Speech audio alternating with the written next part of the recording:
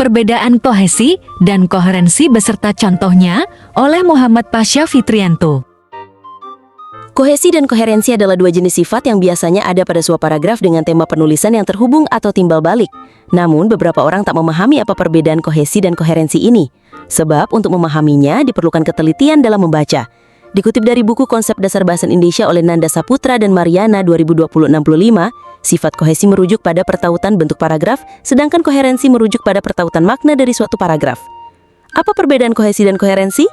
Pemahaman tentang perbedaan kohesi dan koherensi sangat penting untuk diketahui agar seorang penulis dapat menulis dengan dua sifat tersebut. Untuk itu, berikut di bawah ini uraian tentang perbedaan keduanya disertai contoh paragrafnya. 1. Pengertian. Pengertian kohesi adalah keserasian hubungan antar kalimatnya. Paragraf yang kohesi didapatkan dari keberhasilan penulisan yang menghasilkan rangkaian kata-kata serta kalimat yang efektif agar mempunyai hubungan yang baik satu sama lain. Sedangkan koherensi mengacu pada keseimbangan makna dari antar kalimat. Koherensi menyangkut pada kelogisan serta keterkaitan suatu paragraf. Tulisan yang koheren akan menghasilkan paragraf yang memiliki alur tulisan yang mudah dipahami pembaca. 2. Fungsi. Fungsi dari kohesi adalah untuk membuat paragraf yang teratur serta terstruktur dengan baik. Caranya menulis dengan kohesi adalah dengan penggunaan konjungsi serta penerapan pola kalimat yang konsisten.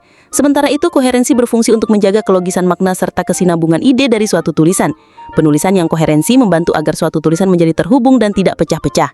Jadi, pembaca dapat mengikuti alur tulisan dengan baik. 3. Karakteristik. Penulisan yang kohesi dapat diciptakan dengan pemakaian konjungsi seperti dan, atau, akan tetapi, dan lain-lain. Tak hanya itu, penggunaan sinonim, pengaturan referensi, dan pengulangan kata kunci dapat menunjang terbentuknya kohesi dalam tulisan.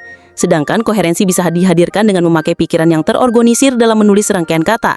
Pemakaian kalimat lengkap dan pengaturan struktur yang jelas juga mampu mendukung sifat koherensi pada sebuah tulisan. Contoh paragraf untuk memahami perbedaan kohesi dan koherensi.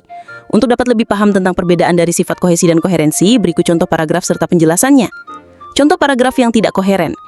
Penguin adalah hewan yang dapat hidup di tempat yang dingin. Untuk bertahan hidup, penguin memakan ikan sebagai santapannya. Beruang adalah binatang buas. Biasanya, penguin akan mencari makanan saat berenang di air. Paragraf di atas tidak koheren sebab terdapat kalimat yang melenceng dari pembahasan utama. Kalimat yang melenceng pada paragraf di atas adalah pembahasan tentang beruang yang dicetak tebal. Contoh paragraf yang koheren. Kemarin sore Lina jatuh dari sepeda. Hari ini Lina tidak masuk sekolah. Dia sudah izin dengan mengirim surat dokter agar tidak dianggap membolos oleh guru. Teman-teman sekelas Lina menjenguknya sepulang sekolah. Contoh paragraf di atas termasuk paragraf yang koheren. Hal ini ditandai dari isi paragrafnya yang hanya membahas satu gagasan utama aja. Namun kalimat tersebut belum kohesi karena tidak ada keterpaduan antar kalimatnya. Contoh kalimat yang kohesi. Kemarin sore Lina jatuh dari sepeda. Akibatnya, hari ini Lina tidak masuk sekolah. Akan tetapi, ia sudah izin pada guru dengan mengirim surat dokter agar tidak dianggap membolos oleh guru. Akhirnya, teman-teman sekelas Lina menjenguknya sepulang sekolah. Demikian penjelasan mengenai perbedaan kohesi dan koherensi dan contohnya yang sesuai dengan kaidah bahasa Indonesia. Paragraf yang baik adalah paragraf yang kohesi dan koherensi.